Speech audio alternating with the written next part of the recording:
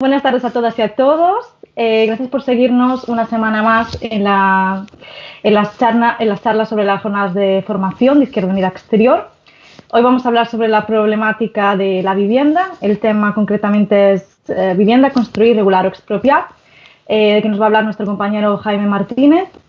Jaime es corresponsable de organización de la Federación de Izquierda Unida Exterior y también es el responsable de comunicación de la Asamblea de Izquierda Unida en Berlín. Concretamente, desde la Asamblea de Izquierda Unida en Berlín tenemos muchísima experiencia con el tema de vivienda, puesto que Berlín es una ciudad pionera en plantarle cara al precio de los alquileres, incluso se atreve a hablar de expropiación. Pero bueno, todo esto nos lo va a contar hoy Jaime. Jaime, gracias, todo tuyo. Bueno, muchas gracias, Norma, por la presentación y gracias a Izquierda Unida Exterior por la oportunidad de hablar de vivienda hoy aquí.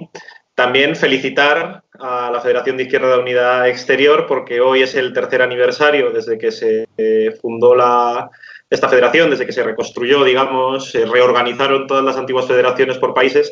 Así que muchas felicidades por todo el trabajo, a toda la militancia y simpatizantes por el trabajo que se está haciendo desde hace 3 años y, por supuesto, desde antes de que se reestructurara. Como decía Norma, voy a hablar de la problemática de vivienda o desde diferentes aspectos de la misma y me gustaría empezar hablando de que la vivienda o la propiedad, los bienes inmuebles en general, son desde siempre, desde que el ser humano casi necesitaba una vivienda, una problemática a lo largo de toda la historia y, por supuesto, mucho más desde que vivimos en un mundo capitalista. Es algo que ya denunciaba Engels en el siglo XIX, ¿no? Denunciaba en aquella época la escasez de vivienda, la insalubridad, los abusos de los arrendadores o también pues la masificación de las grandes urbes, que como podemos ver es algo que no ha cambiado tampoco tanto. Para que nos hagamos una idea de la dimensión del negocio del real estate, de los bienes inmuebles, su valor en todo el mundo es de 217 billones con B de dólares, que es 36 el valor de todo el oro extraído en la historia y casi 3 veces el Producto Interior Bruto de todo el mundo. Evidentemente, no todos los bienes inmuebles son vivienda particular. Aquí entran tierras, aquí entran espacios comerciales, espacios productivos, pero sí que una parte muy importante es la vivienda particular. En concreto, por ejemplo, por poner un ejemplo, no sorprende que una empresa como Blackstone, a la que vendió Ana Botella 18 promociones de vivienda pública, pues tenga un valor, tenga unos bienes por valor de 140.000 millones de euros. Y, evidentemente, para haber llegado allí, es necesario un sistema como el capitalista en el que vivimos y, naturalmente, para haber llegado ahí, y como el caso de Madrid, se necesita de la connivencia de tanto la esfera política con la esfera económica. Gracias, Jaime. Y yendo a casos más concretos, más allá de las cifras, ¿qué situaciones nos encontramos a día de hoy, por ejemplo, en las grandes ciudades? Bueno, las casuísticas son muy dispares en cada ciudad porque cada país y cada ciudad ha estado aplicando políticas de vivienda muy distintas. He pensado en 3 ejemplos cuando preparaba esta charla, pensaba en 3 ejemplos muy distintos, ¿no? El primero sería, por ejemplo, el modelo vienés, que es uno de los modelos que se ponen como paradigma de ciudad preocupada por la vivienda social. Viena tiene 450.000 viviendas o bien de propiedad comunal, de propiedad pública o de empresas o sociedades de lucro limitado y regulado, lo que se llaman las viviendas subvencionadas. Además, en Viena hay que tener en cuenta que un 80% de la población vive de alquiler y que de ese 80% de la población que vive de alquiler, un 60% lo hace en alguna de estas viviendas. Es decir, tienen un parque de vivienda social muy grande y además tiene una regulación de precios en unas leyes que existen desde 1917. Decía Karin Tsauna-Lohmeier, que es una de las impulsoras de la iniciativa europea Housing for All, que es como el orgullo de Viena, su sistema de vivienda. Por ejemplo, cuando se tienen que planificar construcción a futuro o grandes bloques de viviendas, se obliga a que una parte esté dentro de esta vivienda social y que el precio del metro cuadrado sea de 5 euros por metro cuadrado. Pensemos ahora en las viviendas en las que vivimos, probablemente las personas que nos estáis viendo, echemos cálculos, dividamos metros cuadrados y el precio del alquiler por metros cuadrados y podréis ver que 5 euros metro cuadrado es un precio bastante asequible.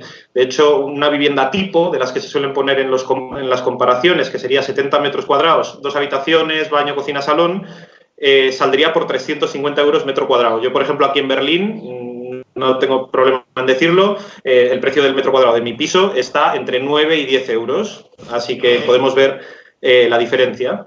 Ese sería el ejemplo, el primer ejemplo, el de Viena, una ciudad protegida por un amplio parque de vivienda social. Otro ejemplo sería el de Berlín, que tiene en común con Viena que el 85% de la población vive de alquiler, pero que en las últimas décadas ha perdido gran parte de su vivienda social. Esto sucedió a principios de los 2000. Berlín se veía sometida a una gran crisis de deuda y además, y esto también nos va a sonar a algo en España, en Madrid concretamente, se proyectaron unos Juegos Olímpicos que dieron pie a una burbuja inmobiliaria. Bueno, esta deuda lo que provocó, y lamentablemente hay que decir, es que lo hizo un gobierno de izquierdas, es la venta de decenas de miles de viviendas a fondos como Cerberus o como Goldman Sachs, que dio pie a que crecieran unas grandes inmobiliarias como Deutsche Wohnen, de la que luego voy a hablar extensamente, y eso ha provocado en los últimos años una importante subida del alquiler. Al descender el parque de vivienda social hay menos gente protegida y además el precio del alquiler se ha duplicado entre 2009 y 2018. Hablando de cifras, el precio medio del alquiler en Berlín es 6,72 euros el metro cuadrado. La gente dirá, es barato, pero eso es porque todavía hay mucha gente que vive en alquileres antiguos. La media de los nuevos contratos es 15 euros el metro cuadrado. Es totalmente distinto. O sea, vemos la diferencia. Sigue habiendo 6,72 de media global, pero 15 euros metro cuadrado los nuevos alquileres y por eso se han empezado a tomar unas medidas de regulación que también luego voy a hablar de ellas. Y Berlín, lo último que quiero apuntar, y ya enlazo con el siguiente ejemplo, que es Madrid, tiene solo un 0,8 de vivienda vacía. Es decir, en Berlín prácticamente toda la vivienda está ocupada, había un flujo migratorio muy fuerte en los últimos años y en Berlín prácticamente no hay vivienda vacía, que esto también es algo, sobre todo para la siguiente parte, cuando discutamos si construir, si regular o si expropiar, es importante. Y por último, el ejemplo de Madrid es, digamos, totalmente distinto. En Madrid vive en torno a un 25% de población en alquiler, frente al 80% de Berlín o de Viena, pero es verdad que el alquiler está creciendo. En torno a un 50% de la gente que busca una nueva vivienda lo hace en alquiler. Muchas de esas personas, por desgracia, son personas que fueron desahuciadas, que perdieron todo con la crisis hipotecaria, perdieron su casa y entonces buscan un alquiler. ¿Cuál es el problema? En Madrid la vivienda pública no llega ni al 2%. O sea, ya decíamos que Berlín tenía problemas con un 20%, que es en lo que se ha quedado. Imaginemos Madrid con el 2% y eso en referencia a la vivienda, tanto que se puede adquirir en propiedad como la vivienda que se puede alquilar. Pero Madrid sí que tiene una diferencia con Berlín. Madrid tiene 250.000 viviendas vacías, un 10% de todo el parque inmobiliario. Y contra la lógica de lo que podríamos esperar, ¿no? Porque la población de Madrid más o menos crece, cada vez hay más viviendas vacías, lo cual significa que aparte de que se construye, cada vez vive menos gente en los bloques. Y también el precio en Madrid, con poca vivienda pública y también, luego vamos a hablar de ello, los alquileres vacacionales se ha disparado hasta 16,3 euros de media el metro cuadrado según un portal como Idealista que precisamente comunista no es. O sea, que da datos que podemos, que no me los estoy inventando yo aquí.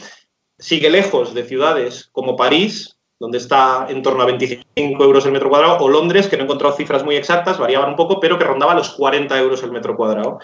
Quería poner estos tres ejemplos, ¿no? Viena, modelo vienés, parque de vivienda social amplio. Berlín lo ha ido perdiendo y lo que ha provocado, que es esa subida muy rápida de los precios en los últimos años, y Madrid, donde hay una desprotección absoluta, sin prácticamente vivienda social y con unos precios totalmente disparados. ¿Qué papel juegan todo esto los pisos vacacionales? Porque, por ejemplo, hemos visto cómo Airbnb no ha parado de crecer y además también es muy importante, como se ha visto como ahora con el tema del coronavirus, estos pisos ya no se están alquilando, están teniendo pérdidas, pues porque, bueno, al final se han dejado de alquilar a la gente de las ciudades para alquilar a los turistas. Sí, digamos que esa proliferación de pisos vacacionales lo que ha hecho es también disparar los precios de los alquileres, porque además tampoco había muchas veces una regulación en ello. Y esto ha sido no necesariamente solo en las grandes capitales, sino en cualquier área turística. Ha pasado, tenemos lugares como Ibiza, como Mallorca. En Ibiza, concretamente, médicos, enfermeros, enfermeras no encuentran un piso en el que vivir porque los precios están disparados. Estamos hablando de gente que tiene unos salarios más o menos fijos, si tienen ya la plaza, y que no hacen, que muchas veces ni siquiera o renuncian a acceder a esa plaza que han conseguido porque no pueden vivir, porque no hay una vivienda, hasta el punto de que se han tenido que habilitar un antiguo hospital o antiguos edificios públicos han tenido que habilitar como una especie de albergues para que estos empleados públicos puedan vivir.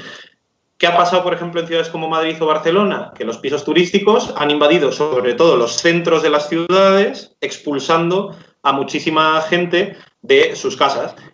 Y lo que decías del COVID, de lo que ha pasado, es muy interesante, porque siempre se vendía que páginas y plataformas como Airbnb era una cuestión de economía colaborativa, ¿no? Yo tengo una casa, bueno, me voy de vacaciones y que venga una persona y viva en ella 15 días, yo me saco unos eurillos y tal. Mentira. Lo hemos visto con el COVID, como de repente, y está lleno de noticias sobre esto, gente que se queja de que yo ganaba 7.000 euros con Airbnb y ahora estoy perdiendo dinero porque, claro, no hay turismo. Perdona, eso no es economía colaborativa, eso es que tú eres un rentista que está viviendo de disparar los precios en las viviendas de los alquileres vacacionales. Y además, me parece que la vivienda, los pisos vacacionales es un mecanismo muy cruel de enfrentar también a la clase trabajadora, porque normalmente quien va de vacaciones y coge un piso vacacional para pasar sus días, normalmente a lo mejor es una familia con hijos, trabajadora, que decide ir de visita a Madrid y entonces, pues en vez de coger un hotel, coge esa casa, ¿no? Y a la vez lo que está provocando eso es que otras familias se tengan que ir de sus casas. Obviamente, sí hay que crear conciencia sobre esto, porque en realidad lo que está haciendo el capital y los rentistas es enfrentar a la clase trabajadora echando a unas personas de sus casas, bueno, para que otras personas vayan de vacaciones y estén en una casa asequible. Pero me parece que es realmente el tema de los pisos de alquiler vacacional una forma muy, muy violenta y muy sutil también del capitalismo hacia la clase trabajadora. Con todo este panorama que estabas comentando, ¿cómo han reaccionado las ciudades o sus gobiernos en cada lugar? Porque, por ejemplo, hay ciudades como París, como Nueva York y como Berlín que ya están tomando medidas para regular los precios, ¿no? Y parece que en España todavía cuesta muchísimo, además, hablar de esto, ¿no? Y por ejemplo, partidos como el PSOE todavía, como es muy reticente a promover unas políticas de regulación a la vivienda, y cuando otros partidos socialistas de Europa, de otras ciudades, sí realmente están tomando medidas. ¿Podrías definir alguna de esas medidas en Europa? Sí, bueno, el caso de Berlín, porque es el que más conozco, ¿no? En primer lugar, hay que decir que la medida, la última regulación fue impulsada por la senadora de Vivienda, que es de Die Linke, del Partido de la Izquierda, partido hermano de Izquierda Unida, pero que fue apoyada por los Verdes y, como decías, por el Partido Socialdemócrata Alemán, que viene a ser el equivalente al PSOE en España. Bueno, y en Berlín, lo primero que hay que matizar, Berlín es como una comunidad autónoma en España, es decir, tiene las competencias de vivienda, como tienen las comunidades autónomas las competencias en España, así que sería equivalente, ¿no? La última medida ha habido varias. En los últimos años estaba el concepto del Mietenspiegel, estaba el concepto del Mietenbremse, pero bueno, la última, que es la más ambiciosa, ha sido el Mietendeckel, que se aprobó a finales de febrero y que incluye un paquete de medidas bastante amplio. Primero, que hay que parar la subida de los precios de alquileres durante 5 años, salvo que se puede subir el IPC en el último año, del cuarto al quinto. Lo más ambicioso realmente es que se crea una tabla de precios en la que se categoriza las viviendas por año de construcción y se pone un tope máximo de 9,80 euros el metro cuadrado. Se puede añadir algo más si hay, por ejemplo, calefacción central, si hay ascensor, bueno, si hay una serie de facilidades, una serie de utilidades dentro de la vivienda, ¿no? Por ejemplo, en mi caso, yo antes hablaba, ¿no? Donde vivo, es entre 9 y 10 euros el metro cuadrado. Bueno, hay una calculadora en internet que dice lo que sería el Mietendeckel, tendrían que bajármelo en torno a 7 euros. ¿Eso qué significa? Pues que más o menos me tienen que bajar el alquiler unos 150 euros, para hacernos una idea. Hay que decir que de aquí quedan excluidas, por ejemplo, la vivienda social. ¿Por qué? Porque la vivienda social ya tiene sus propias limitaciones. ¿Qué más se ha regulado con esta medida? Pues, por ejemplo, que uno de los mecanismos más habituales en todas partes, no solo en Alemania, es, ojo, te modernizo la casa, te renuevo, te pinto la fachada, te cambio las ventanas, pum, te subo el alquiler, un 40% no lo puedes pagar, te tienes que ir de tu casa. Pues las modernizaciones solo van a poder cargar al inquilino 1 euro metro cuadrado máximo. En el caso de que haya sido una renovación brutal de la casa que justifique que hubiera una subida más amplia, habría que subvencionar esa parte. Y quiero decir que el Mietendeckel, que ya ha empezado su primera fase de funcionamiento, que es comunicar a los inquilinos e inquilinas las condiciones de la casa y, por tanto, calcular el precio del alquiler, ya ha empezado. Pero también partidos como la CDU de Merkel o las grandes inmobiliarias lo han llevado al Tribunal Constitucional. Y hay malas noticias, porque una opinión del tribunal, del equivalente en Berlín, ha dicho que podría ser anticonstitucional esta regulación y se agarran a una cuestión de competencias, de que el Land no sería competente para mediar en contratos entre dos particulares. Pero bueno, también hay opiniones, y no son pocas, que dicen que podría salir adelante. Con los pisos, por ejemplo, de alquiler vacacional, aquí hay una ley que funciona desde 2013 y que se le dio otra vuelta de tuerca en 2018, que se llama la Ley para la Prohibición de la Enajenación en el Uso de Vivienda, que en alemán es Zweckentfremdungsverbotsgesetz, una palabra de estas de 50 letras alemanas, y que va en contra de estos pisos vacacionales. ¿Qué es lo que significa? Si tú tienes una primera vivienda en Berlín, puedes alquilar hasta el 49% de tu vivienda. Si, en el caso de una segunda vivienda, y solo si es tu única vivienda, puedes alquilarla durante 3 meses en alquiler vacacional. ¿Qué significa? Que se prohíbe que una segunda vivienda se use única y exclusivamente para alquiler vacacional, o que una persona que tiene 2, 3, 4, 6 viviendas en Berlín pueda ponerlas en alquiler vacacional. Bueno, estas serían más o menos las medidas de Berlín. El alquiler vacacional en 2018 se calculaba que era de menos de 1.000 viviendas, así que más o menos se podría decir que ha funcionado. Es verdad que hay gente tratando de saltarse la ley, hay gente que lo consigue. También es verdad que si te pillan, la multa es de hasta $500.000 euros, que no es poco.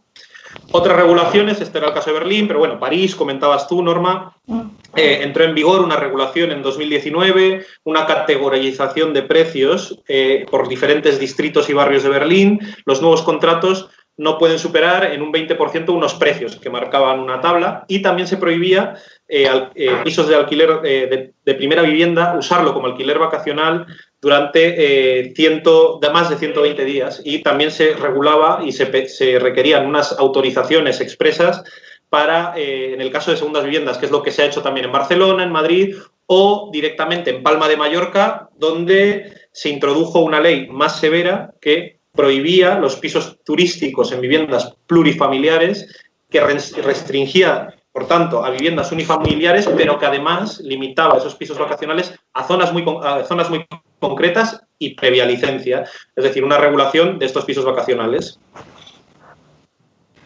Vemos que estas medidas que se están tomando sirven pues para aliviar un poco a los inquilinos, para desahogarnos un poco, pero realmente el problema estructural sigue estando ahí.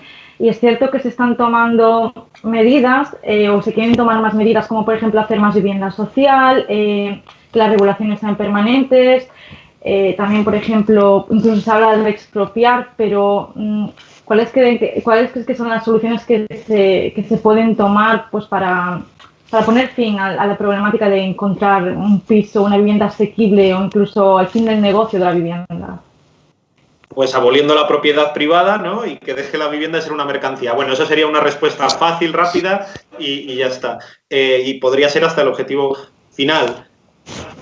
¿Cuáles son las soluciones? Bueno, pues dependiendo del punto de partida, que por eso antes comentaba los puntos de partida que había, ¿no? Y entonces veíamos que en Viena que hay una protección social amplia y la vivienda más o menos es un derecho garantizado, pues más o menos ya estaría bien, por decirlo así, pero habría que seguir fomentando que la vivienda sea un derecho y que se garantice el acceso a esta vivienda en una forma asequible. Regular, lo que decía, son parches. De hecho, el Mietendeckel, que se pone como uno de los más grandes ejemplos de regulación estricta en Europa, el Mietendeckel de Berlín, lo llaman aquí los movimientos de vivienda el respiro de los inquilinos.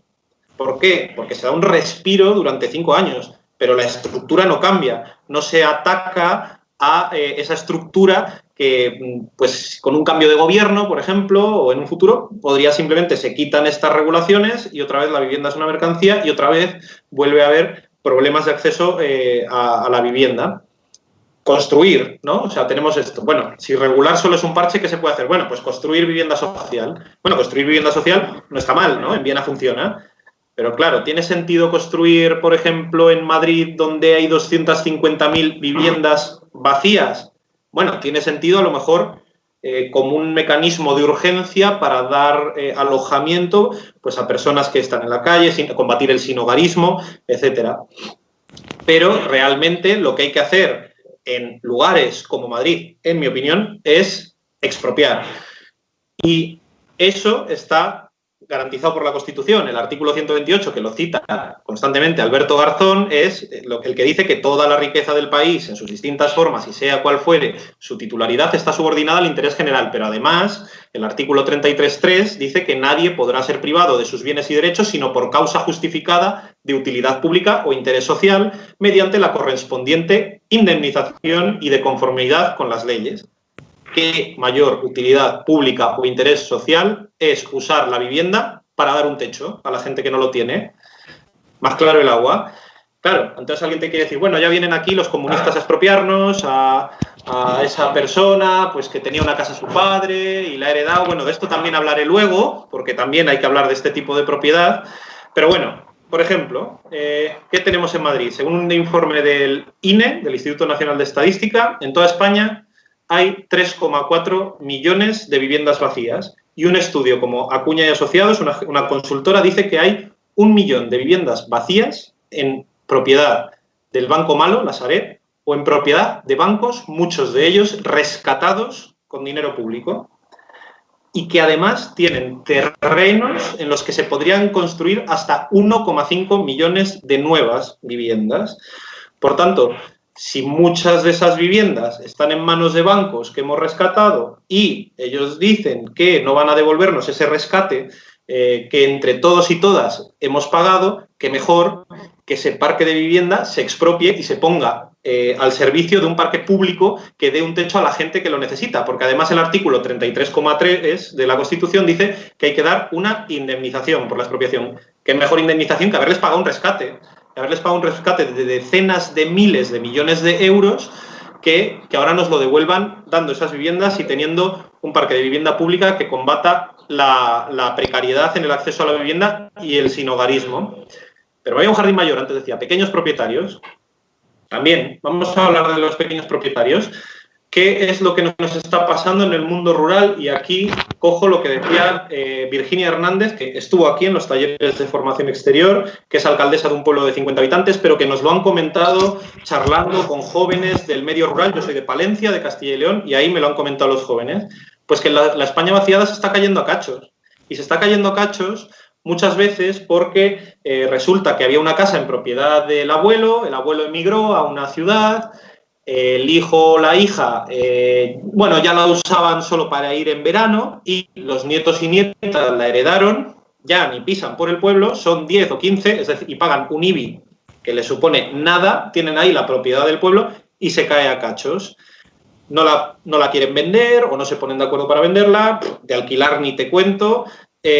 Bueno, pues ahí los poderes públicos tienen que intervenir y decir, mire, o sea, si hay una vivienda que se está cayendo a cachos, si usted no le piensa dar una utilidad, lo primero que voy a hacer es grabarle con unos impuestos que a lo mejor no le salga en primer lugar o le anime a que ponga esa vivienda en circulación. Segundo, si no lo hace, se la vamos a expropiar. ¿Por qué? Porque aunque no lo parezca, aunque los pueblos, la España vaciada se despuebla, sí que hay a veces jóvenes o no tan jóvenes que quieren volver al pueblo y te comentan, y esto son conversaciones que he tenido con personas de este mundo rural, de sitios como Tierra de Campos o El Cerrato, que están muy despoblados, y dices que parece mentira, pero no encontramos una casa. Y sabes que toda la calle está vacía, prácticamente, o media calle está vacía. Por tanto, hay que atacar el problema de la vivienda también en este aspecto. Hay que atacarlo desde una perspectiva global. Y también sí que me gustaría, por último, mencionar otra iniciativa de expropiación, que es la que hay aquí en Berlín y que es la que mencionaba así antes muy someramente, que es la iniciativa que se llama Deutsche Wohnen und Co. enteignen, que significa expropiar a Deutsche Wohnen y compañía. Es una iniciativa popular que quiere que haya un referéndum vinculante para expropiar viviendas a inmobiliarias que tengan más de 3.000 unidades.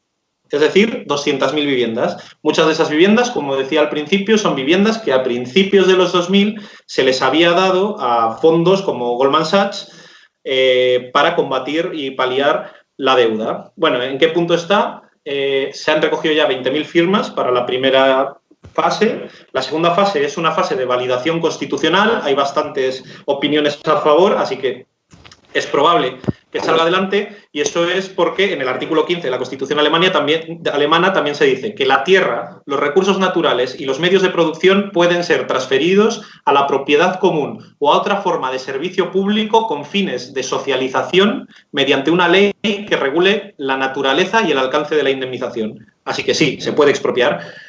¿Cuál es la siguiente fase? Cuando acabe esta validación hay que recoger hasta 200.000 firmas en 4 semanas. Eso va a ser una tarea titánica. Decía Norma que en Berlín, ¿verdad, Norma?, estamos metidos hasta la médula en este movimiento de expropiación. Vamos a salir con nuestras compañeras alemanas y de tantos países que participan en ello a recoger esas firmas necesarias para que luego haya un referéndum vinculante en el que tiene que votar a favor un 25% de todo el censo. Así que estamos en ese punto. Y bueno, por ejemplo, en Berlín, aparte de expropiar, ¿no?, estas 200.000 viviendas, si se consigue, y espero que sí,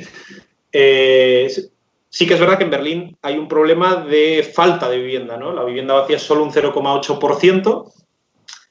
Entonces sí que tiene sentido a lo mejor construir, como hacen en Viena, ¿no?, vivienda social, aunque creo también, pero esto daría para otra charla, que eso sería repensar el modelo de distribución de la población en los países. Es decir, hasta qué punto tiene sentido seguir alimentando macrourbes mientras otras comarcas u otras regiones se van despoblando. Pero eso es un jardín bastante mayor y que supongo que daría para otras 2 o 3 charlas. Por tanto, en resumen, ¿no?, y ya voy a terminar.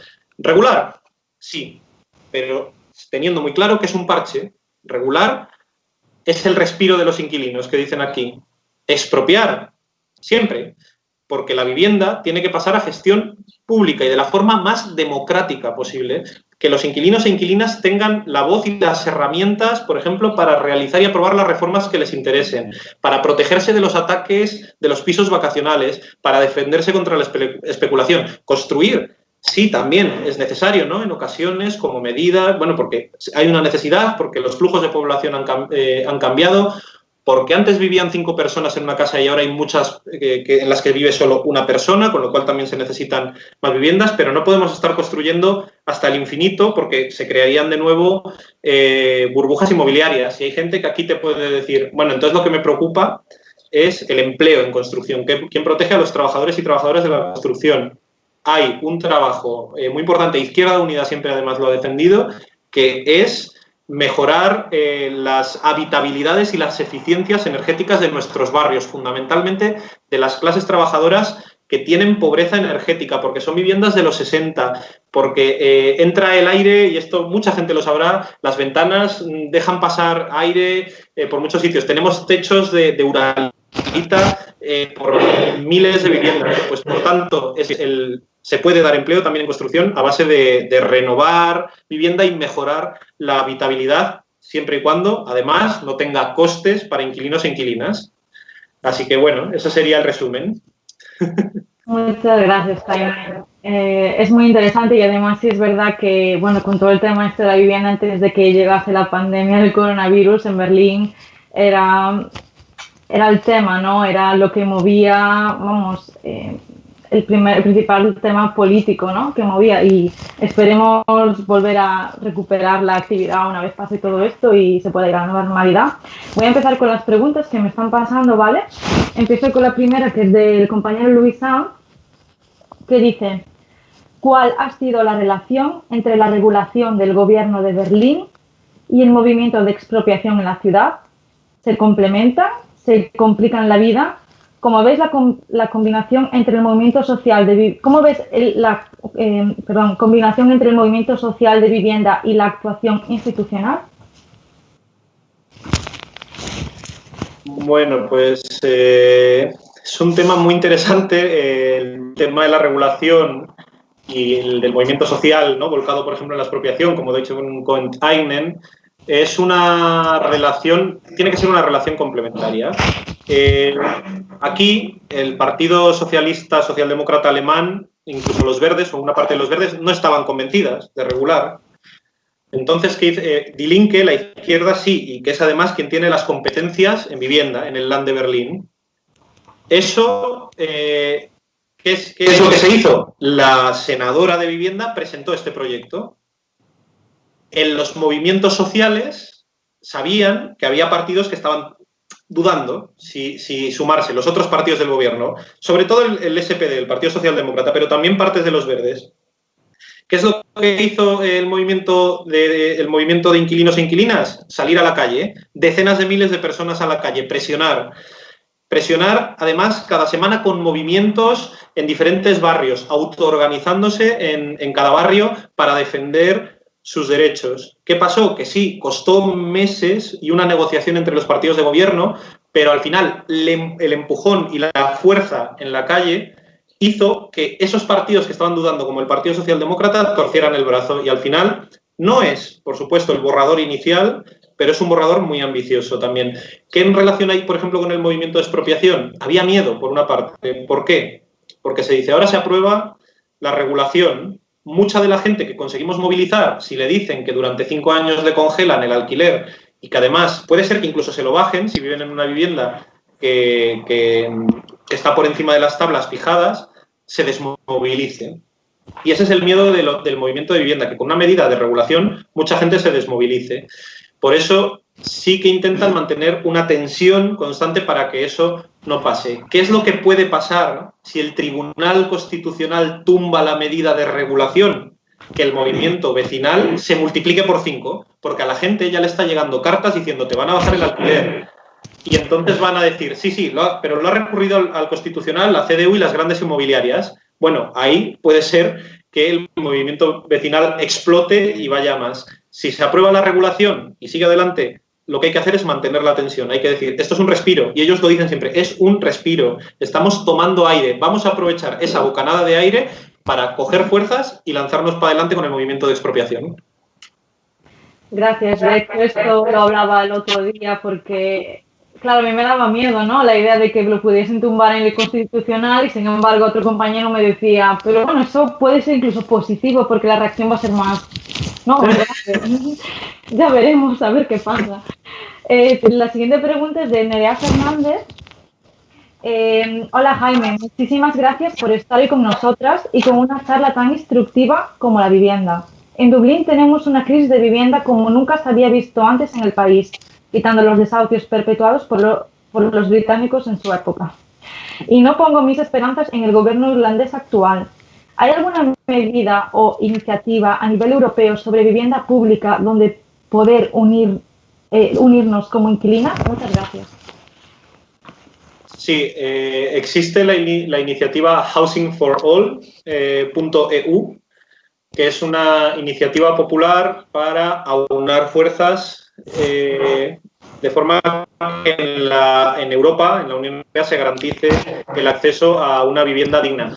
Lo comentaba, una de las personas referentes es Karin Zauna-Lohmeier, que es de Viena, pero realmente esta iniciativa une a distintas plataformas de aquí de Berlín, ¿no? Como Mieten-Wannsinn, como Deutsche Wohnen und Eignen. Las plataformas de afectados y afectadas por la hipoteca en España también están vinculadas a esta plataforma. Y es una iniciativa que está planificada a medio plazo. Digamos que se está haciendo una labor también de movilización y de tensionamiento en las distintas ciudades. Y el objetivo es que la vivienda en toda Europa sea un derecho garantizado. Y así que sí, existe esta iniciativa housingforall.eu y que os animo a visitar y a sumaros. Y también, bueno, decir que también ha habido, por ejemplo, ya en los últimos años, jornadas de defensa del derecho a vivienda. El último iba a ser el 28 de marzo, pero el 28 de marzo no pudo ser por razones obvias, pero había convocadas manifestaciones en decenas y decenas de ciudades de toda Europa. El movimiento vecinal, el movimiento por la defensa de una vivienda digna está muy unido, está muy estructurado y ahí yo creo que es uno de nuestros objetivos. Bueno, en Berlín lo tenemos como objetivo de acción política primordial y sí, espero haber respondido a lo que preguntaba Nerea. Y esperamos que al final sale esa regulación más fuerte en Berlín o todo lo que se está llevando a cabo, pues que también se contagien las demás ciudades, ¿no? Que pueda haber, pues, no sé, un movimiento más internacional incluso. La siguiente pregunta es de Juan Blanco. Gracias por tan buena exposición sobre una de las primeras trabas con la que nos encontramos quienes tuvimos que buscarnos un futuro fuera. Creo que la batalla ideológica es importante aquí. Desde el punto de vista de un militante de izquierdas, es fácil ver que la solución al problema habitacional pasa por la expropiación. ¿Cómo le explicarías a un rentista que su modo de vida es tan honesto como el robo? ¿Crees que el debate pasa por poner en cuestión las herencias, donaciones que muchos tienen solo por derecho de sangre? Gracias, Juan. Yo creo que hay que explicárselo y si no están de acuerdo, pues para eso se tiene, ¿no? Las armas que se tienen y las leyes que se tienen, y si no las hay, pues a lo mejor también hay que crearlas en el caso de que se llegue a tener el poder. Lo que no puede ser es que haya rentistas que vivan simplemente de, por ejemplo, como decía antes, tener pisos vacacionales. Es verdad que el término expropiación es un término casi, demonizado. Pero expropiaciones hay todos los días. Hay que hacer una carretera, hay que hacer un ferrocarril, hay que hacer cualquier tipo de infraestructura y la gente, con más o menos reticencias, asume que puede haber expropiación. Bueno, pues si se expropia para que haya una carretera o la línea del AVE, también se tiene que expropiar para algo mucho más urgente como combatir el sinhogarismo o que la gente no tenga un acceso a la vivienda. Es verdad. Por ejemplo, el movimiento de expropiación aquí en Berlín, al principio dudaban si usar la palabra expropiación, es un término demonizado. Entonces plantearon usar el término socialización de la vivienda, que también viene a ser, además tiene un componente ideológico de cómo se va a gestionar después la vivienda expropiada, que eso también es muy importante. Una vez que se expropia, se socializa. ¿Qué significa que se socializa? Que a lo mejor, bueno, hay empresas, por ejemplo, aquí de vivienda pública en Berlín que esa vivienda que tienen en su poder, los ingresos y los beneficios que tienen, muchas veces los han usado para también especular o hacer una serie de inversiones de riesgo. Socializar, que también está muy bien, unirlo a expropiar, significa también tener el poder el poder sobre la propia vivienda, un poder público sobre la vivienda, un poder comunal que también que evite, por ejemplo, que con el sobrante de dinero pues se especule en invertir en cualquier otro sitio. Pero es lo que decía Juan, pues hay que explicárselo a estas personas, a los rentistas, sí, hay que explicárselo. Creo que hay que hacer una labor didáctica, por supuesto, pero las conquistas de derechos no siempre han sido amistosas. No significa que haya que ir a ponerles una escopeta en la cabeza, pero si usted no quiere cambiar, si usted quiere seguir viviendo las rentas, pues mire, usted no va a poder seguir viviendo de las rentas. Es tan sencillo como eso. Y las herencias, el derecho de sangre es algo, ¿no?, que cuando hablamos de la monarquía nos parece terrorífico. Pero cuando hablamos de herencias a todo el mundo ya no le suena, no me toques la herencia. Bueno, las herencias, al fin y al cabo, lo que muchas veces sucede es que se está concentrando propiedad en manos de cada vez menos gente. Entonces, claro que el derecho de la herencia es algo que hay que cuestionar, y el derecho de sangre hay que cuestionarlo en todo. En la monarquía, en las herencias o en el derecho a una nacionalidad.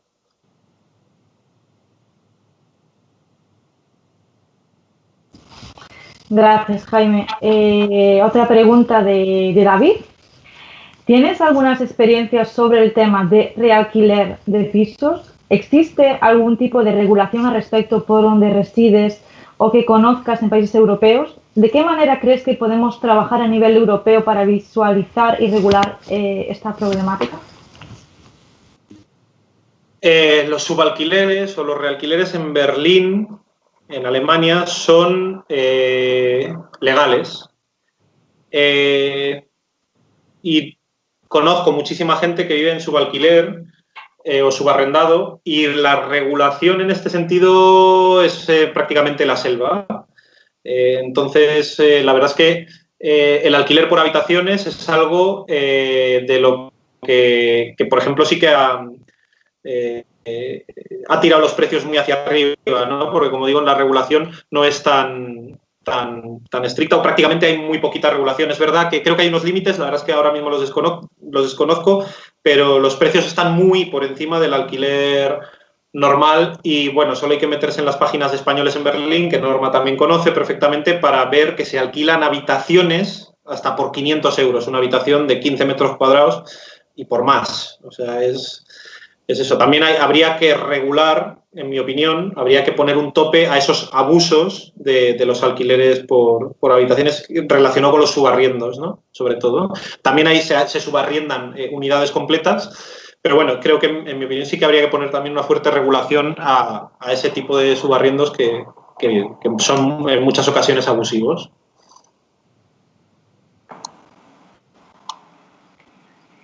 Vale, muchas gracias. Estoy esperando más preguntas. Un momentito. Vale, aquí Jorge Trujillo.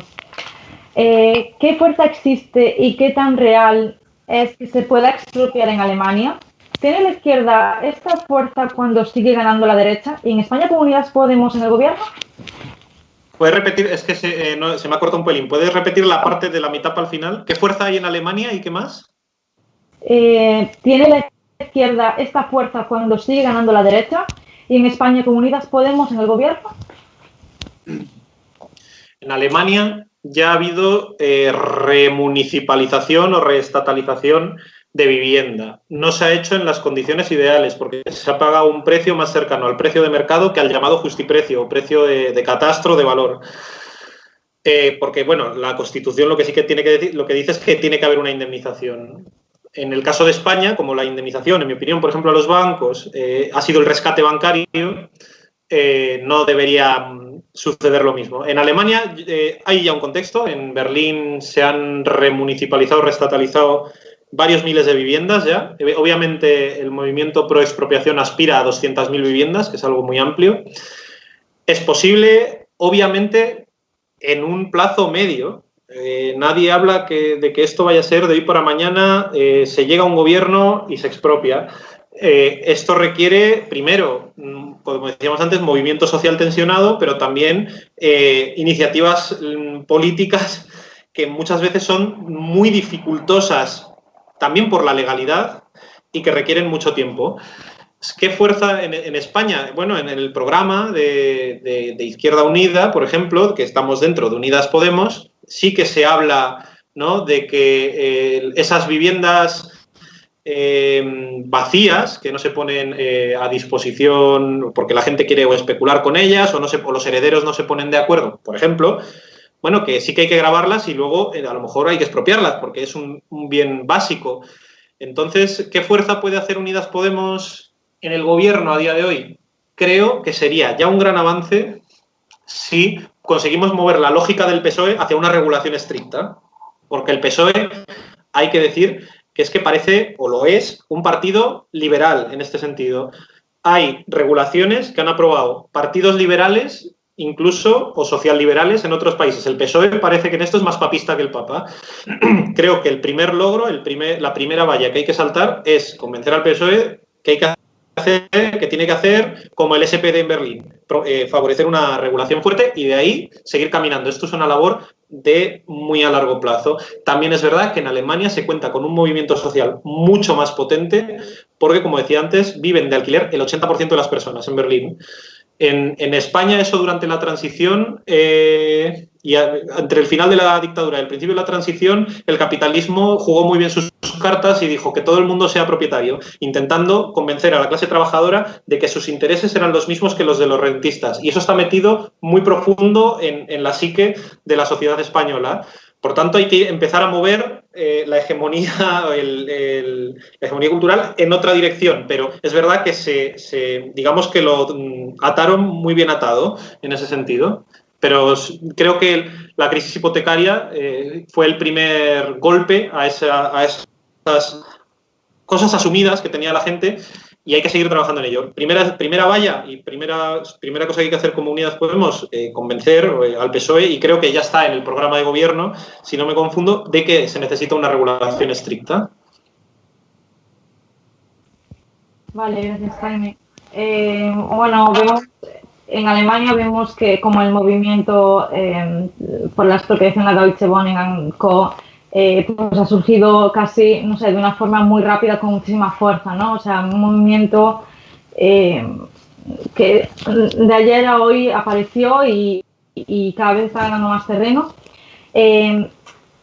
¿Crees que esto se puede extender a España, sobre todo ahora, bueno, después de cuando se acabe la pandemia esta y empiece la crisis económica? ¿Crees que eso puede ser una forma de empuje, ¿no? Porque sí es verdad que nosotros como partido dentro del gobierno, incluso Unidas Podemos o Izquierda Unida, tampoco es que tengamos tanto el peso. Estamos viendo que en Alemania el mayor peso es de los movimientos, ¿no? De la gente.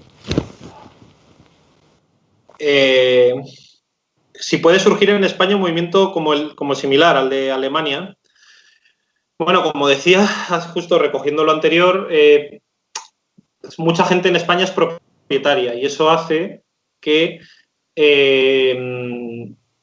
muchas veces se unan falsamente, ficticiamente, esos intereses de clase trabajadora que tiene un piso con el de los rentistas, ¿no? Los sindicatos de inquilinos e inquilinas en España están muy bien organizados, la plataforma de afectados y afectadas por la hipoteca también, y en ese sentido sí que están presionando en esta dirección.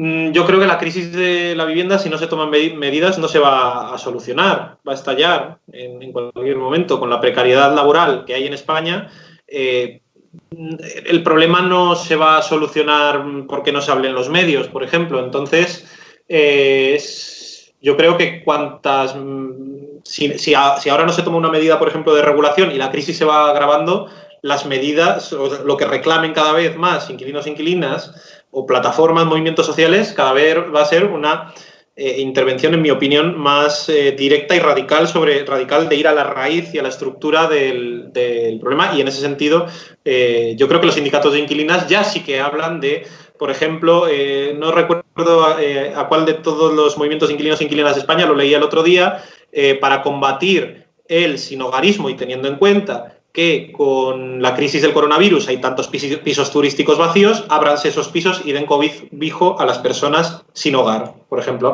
Así que sí, yo creo que en España creo que se va por detrás, hay menos, por lo que comento, hay menos inquilinos e inquilinas, pero sí que se puede ir tejiendo un movimiento similar al que, por ejemplo, hay aquí en Berlín, que hay que decir que es Berlín, que no es ni siquiera toda Alemania, es fundamentalmente berlinés el movimiento de expropiación. Vale, gracias, Jaime. Te voy a leer la siguiente pregunta. Vale, Nerea, una duda.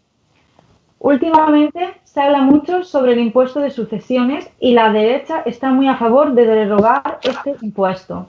Imagino, Jaime, que siendo de la España vaciada como yo, habrás visto mucho movimiento e incluso una plataforma sobre afectados por el impuesto de sucesiones.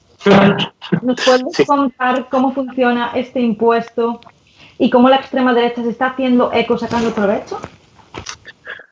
¿Cómo funciona el impuesto? No sé decir exactamente cómo funciona porque cada comunidad autónoma además tiene su propia regulación. ¿Cómo funciona? Es, bueno, que hay un impuesto o se grava los bienes que tú adquieres heredados dependiendo del grado de vinculación, no me sale ahora la palabra, bueno, de vinculación sanguínea que digamos que tienes, el derecho de sangre que hablábamos antes. Si es nivel 1, nivel 2, depende si eres descendiente directo, si es un tío, un sobrino, etc. El impuesto de sucesiones del que tanta gente se queja realmente es un impuesto a los ricos. O sea, la mayoría de las personas están exentas o prácticamente exentas de pagar el impuesto de sucesiones. Cuando dicen, ay, no he podido heredar la casa de mi abuela porque no puedo pagar el impuesto de sucesiones. Son casos concretos que usa la derecha mediática y política para decir el Estado nos roba. Las sucesiones y el derecho de sangre, en mi opinión, o sea, yo creo que el impuesto de sucesiones es un impuesto que no solo esté bien que exista, sino que habría que reforzarlo, porque lo que hace es lo que decía antes, que cada vez se acumule propiedad en manos de quien más tiene y que, por ejemplo, familias nobiliarias puedan heredar terrenos que a veces no sé qué porcentaje de posesión tienen en España, pero solo hay que pensar en los terrenos del Ducado de Alba, ¿no? Creo que ahora es verdad que hay una ofensiva reaccionaria en la que, bueno, y liberal también, el impuesto de sucesiones es un impuesto que nos roba nuestros derechos adquiridos como si una casa fuera un derecho adquirido o unas propiedades. Y lamentablemente en el balance ideológico ahora mucha gente está más por eso, porque se elimina el impuesto de sucesiones. Creo que hay que empezar a girar la balanza otra vez hacia el otro lado. Es decir, el impuesto de sucesiones, primero, es necesario y segundo, a las personas con menos recursos no les afecta el impuesto de sucesiones. A las personas que heredan, no sé, la cuenta del banco o los pocos ingresos que tenga un familiar, ese impuesto de sucesiones no es nada. A quien le afecta es a los rentistas, a quien le afecta es a estos títulos nobiliarios que tienen media España, a quien les afecta es a las personas con más dinero. Y ese impuesto de sucesiones o impuesto sobre el patrimonio o este tipo de mecanismos lo que hace es redistribuir la riqueza y evitar que cada vez, como pasa y sigue pasando y seguirá pasando si no se toman medidas más duras, que cada vez haya una brecha social cada vez mayor. Esto lo que hace es reequilibrar un poco la redistribución de la riqueza. Vale, gracias. Jorge Trujillo, gracias. Otra pregunta. ¿Qué derechos tienen en Berlín los y las Untermieter? ¿Hay algo que limite los subalquileres abusivos? Bueno, lo comentaba antes, creo. No conozco a fondo del todo la legislación de subarriendos. Es algo que en cualquier caso hay que pactar con el arrendador inicial y el subarrendatario por mediación del arrendatario.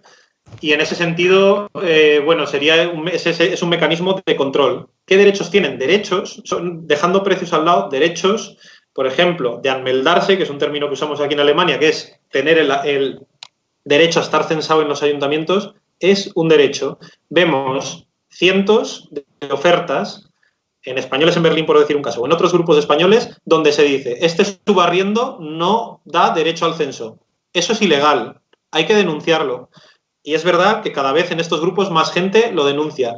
Eso es totalmente ilegal. Tú como subarrendatario tienes unos derechos de que se especifique durante cuántos meses tienes derechos de subarriendo. Pero claro, mucha gente dice, no, es sin derecho a censo y bueno, veremos cuánto tiempo puedes estar ahí. No, un subarriendo tiene una legislación al menos eso de tú puedes estar aquí 12, por ejemplo, pueden decir 12 meses y a lo mejor prorrogable, pero te tenemos que avisar con tantos meses de antelación si se puede prorrogar o no. Pero hay muchas ofertas ilegales que lo que dicen, bueno, yo te lo alquilo un mes y luego a ver qué pasa, o no tienes derecho al censo. Eso hay que denunciarlo. O sea, sí que los subarriendos tienen unos mínimos derechos sobre el precio. Tengo la impresión de que no hay prácticamente ninguna regulación o si la hay, la desconozco. Y lo que tengo entendido y lo que veo, vamos, y leo, es que es la ley de la selva, en ese sentido, en la parte de precios.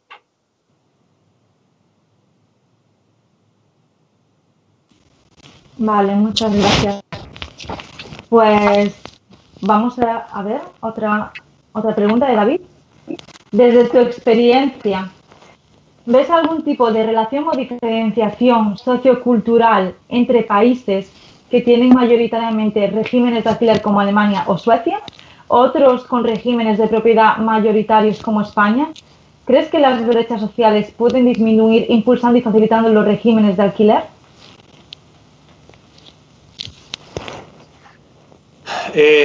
Creo que el régimen de alquiler, a nivel social, el que exista una gran masa de población en régimen de alquiler, sí que hace que haya una conciencia, o en mi opinión creo que hay una mayor conciencia de que la vivienda es un derecho y que hay que defenderlo.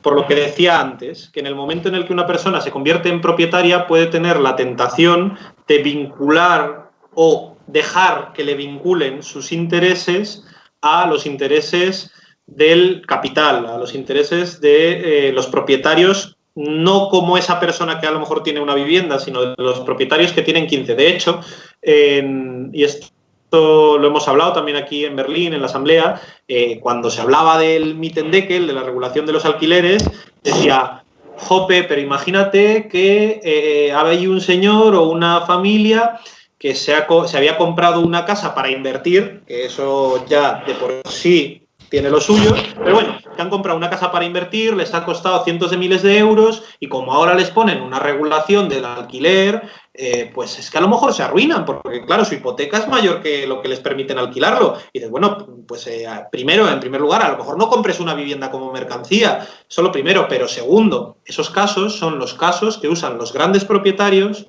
como ejemplo y como arma para ganar a su parte a esos pequeños propietarios o a lo mejor a una clase trabajadora que aspira a serlo.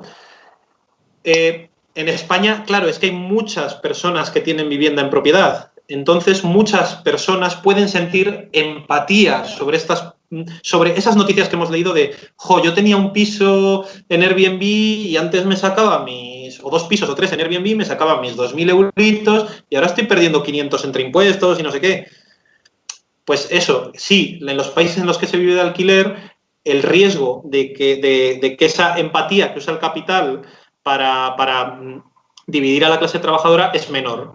Y en ese sentido creo que en los países donde hay más alquiler, la clase trabajadora está más unida en las reivindicaciones de un derecho al acceso a una vivienda digna y asequible.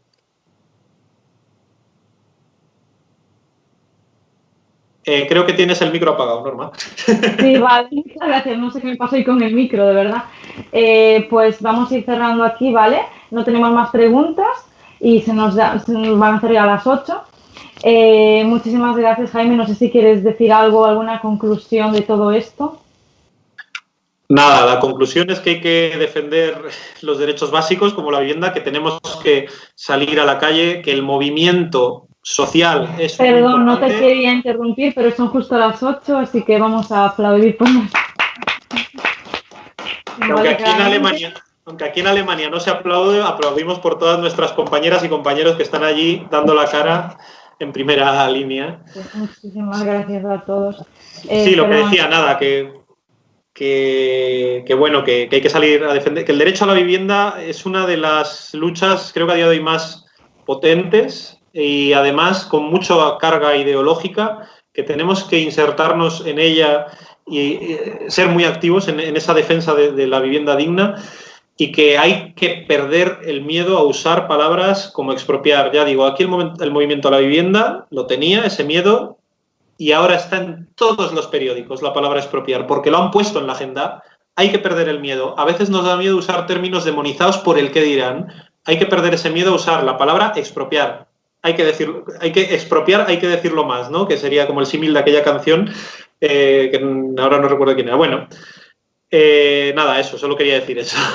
Y que muchas gracias por la invitación. Vale, pues muchas gracias a todos, muchas gracias Jaime, a todos los que han puesto sus preguntas, sus dudas, sus inquietudes sobre el tema. Una vez más felicitar, porque es muy importante, a la Federación de Izquierda Unida Exterior, que cumplimos 3 años.